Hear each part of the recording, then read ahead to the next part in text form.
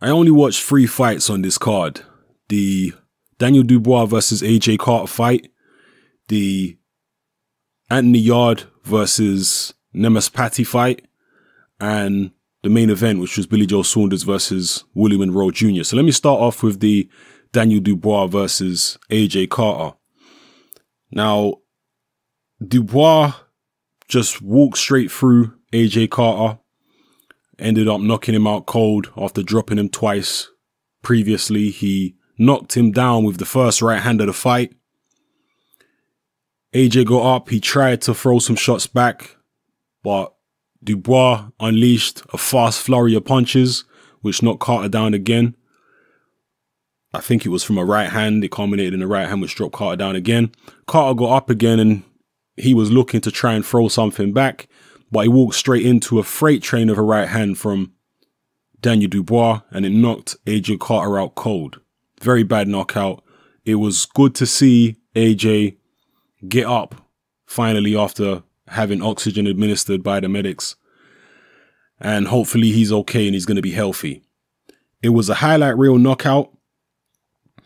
A lot of people are very, very big on Daniel Dubois, but it has to be put into perspective. AJ Carter got knocked out in similar fashion earlier on this year.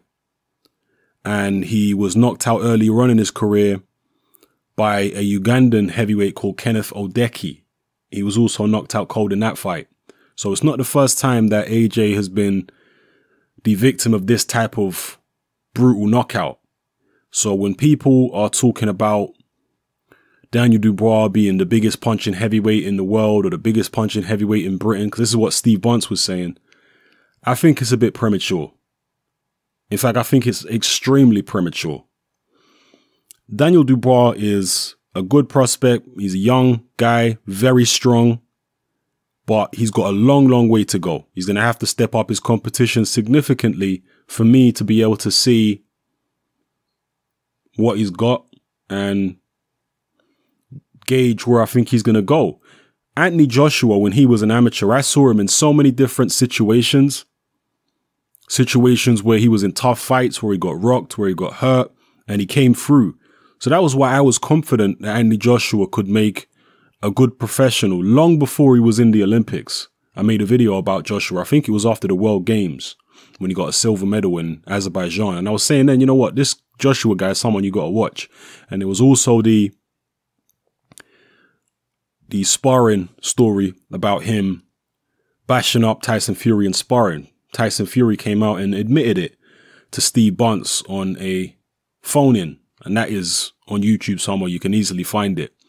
So I had a lot more to go on when it comes to Anthony Joshua, and that's why I turned out to be correct on Anthony Joshua. He has turned out to be a good professional. But with Dubois, I need to see a lot more. I saw some of his amateur fights, but again, he didn't fight quite at the level that Joshua did in the amateurs, although he started amateur boxing a lot younger than Joshua, and indeed he started his pro career a lot younger than Joshua. I think Joshua at 19 years of age was only just starting. He'd only just walked into an amateur gym at 19 years of age. In fact, he might have been a bit older than that. He might have been like 20, 21 when he first walked into an amateur gym, whereas Daniel Dubois is now turning pro at that kind of age. So, you know, I'm going to need to see a lot more of him before I'm singing his praises and saying this is the guy. I'm still not 100% sure. The thing about Dubois, and again, it might just be that he's a shy kid and it's difficult to read what goes on in his head because he's so shy and he don't give much away. But the other thing which impressed me about Joshua from very early on is that he was intelligent. I noticed Joshua from very early, he was intelligent. He understood what he needed to do. He understood what boxing was all about. He understood how he needed to improve. Whereas Dubois, when he's interviewed, you really don't get much from him. So I don't know how intelligent he is. Again, he comes across as very shy, and that can be mistaken for somebody being not very bright. I don't know. I guess we'll find out in due course. But it was a good win for him on paper, I guess. But in reality, he's going to need to step up. The next fight on the card, which I actually watched, was the Anthony Yarde versus Nemes Patty. I think his first name is Norman or Norbert. I think Norman, Nemes Patty, sorry, or Nemes Party, whatever he's called. This guy was a late replacement. He was supposed to fight Ryan Ford. Nemes Party was somebody that just came to survive. He didn't even come to win. I think he might have tried a little bit for 30, 40 seconds of the fight, and then he just felt, you know what, I can't win the fight. I'm here on short notice. I'm going to try and survive as long as I can. Anthony Yarde did whatever the hell he wanted to do. Yarde is an enormous light heavyweight. I've got no idea how he makes 175 pounds. In fact, he nearly didn't make 175 pounds for this fight. He, I believe, needed several attempts before he made the weight. So how he's going to fare at championship level, and I mean even fighting for a British title where you literally have to make the weight, I'm not sure. And especially as his career progresses, his body's going to get even bigger. So I don't know how long this guy's going to make light heavyweight for. But right now, he's not only fighting guys who are way below him in terms of ability, like Nemes Patty, but also way smaller than him. Have you ever seen Anthony Yarde face somebody so far who looks even the same size as him? No, they all look way smaller. So we need to see him seriously stepped up. I know I keep saying this and people think I'm being harsh on Anthony Yarde. I think Anthony Yarde is a precocious talent. I think his movement, his speed, his punching power, I mean, for him to look this developed and this polished in terms of his technique and coordination and movement with so few amateur fights and so few professional fights is remarkable. It's remarkable. Don't even get it confused. Anthony Yarde is precocious, but steel sharpens steel, as I've said before. He's going to need to fight much better people than Nemes Patty. Nemes Patty was just a punching bag for as long as this fight went. I think it went, what was it, 3-4 rounds? And it was just Anthony Yarde marching forward, beating this guy up. And the guy didn't come out of his corner, I think, was it for the, after the fourth or third round, he didn't come out for the next round. And that was it. Not really else much to say about the fight. Just Yarde against a human punch bag, basically. Then in the main event, which I also saw, Billy Joe Saunders versus Willie Monroe Jr., I spoke pre-fight about how Willie Monroe Jr.'s mindset was a concern to me. And, you know, when this fight was initially made, I felt like Willie Monroe might have had a good chance because I saw how poor Billy Joe Saunders looked in his previous fight against that Russian, Akovov. But then I saw the pictures of Billy Joe Saunders looking in way better shape than I've ever seen him before in his professional career after hooking up with Dominic Ingle and training out of the Winkerbank gym in Sheffield. And from then I started changing my mind and thinking, you know what? Nah, I think Billy Joe's got this. And especially after I saw Willie Monroe in the build-up to the fight looking mentally fragile, it just convinced me more and more that Billy Joe Saunders was going to win this fight.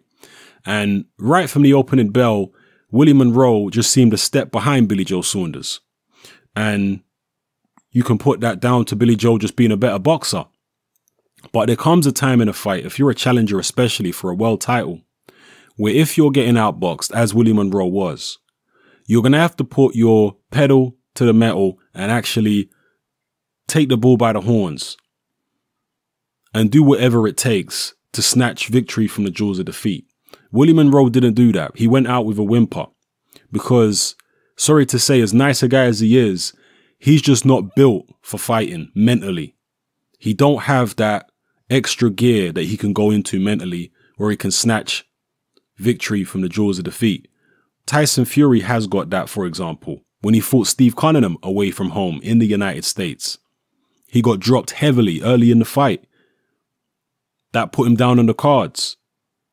Immediately, he got back up, recovered after, you know, a number of seconds in the round, gritted his teeth, changed his whole game plan, forgot about trying to box with Steve Cunningham, went forward and just took victory whatever way he could get it. That's what it takes in this game of boxing. Not every victory is going to come easy. Some victories you're really going to have to bite down on your gum shield and fight hard for and force a victory. Willie Monroe just don't have that kind of thing in him. He just don't have it in him. It's not there. Now, this time, against Billy Joe was the time to show it. He wasn't in with a Golovkin, a guy who's a devastating puncher.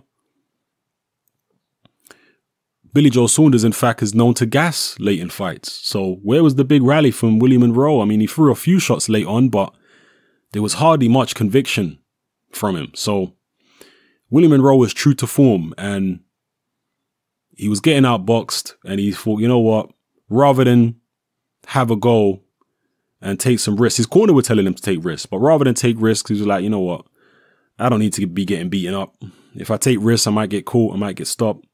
Let me leave it. Let me just see out the rounds, and if there is any gaps in Billy Joe's defense, I'll throw a few pot shots here and there, but I'm not going to go all out. That was his attitude. And that's what you get. In this game of boxing, you have to be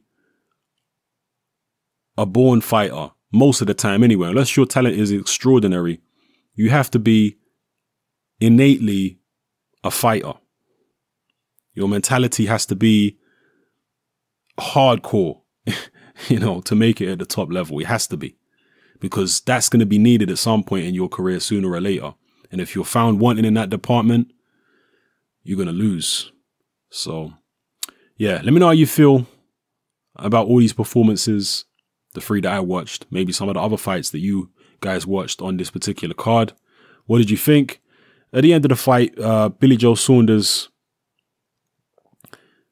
bigged up Willie Monroe, said there's no hard feelings about the pre-fight shenanigans, and he got his son to apologize to Willie Monroe after the fight, although there might have been pressure on Billy Joe to do that from Frank Warren, because apparently Frank Warren also issued an apology.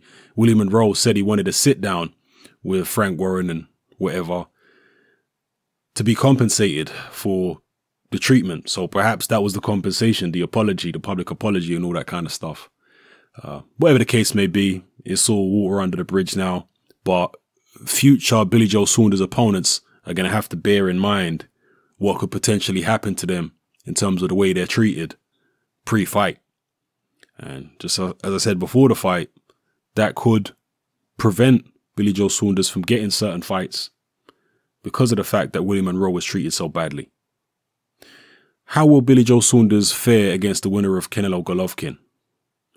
Your perception of how he might fare against the winner of that fight may change depending on who wins the fight and how they look in that particular fight. I'm sure the vast majority of people are going to pick whoever wins that fight to beat Billy Joe and unify the middleweight championships. But, you know, we'll see. Let me know how you feel, people. It's happening. I'm out.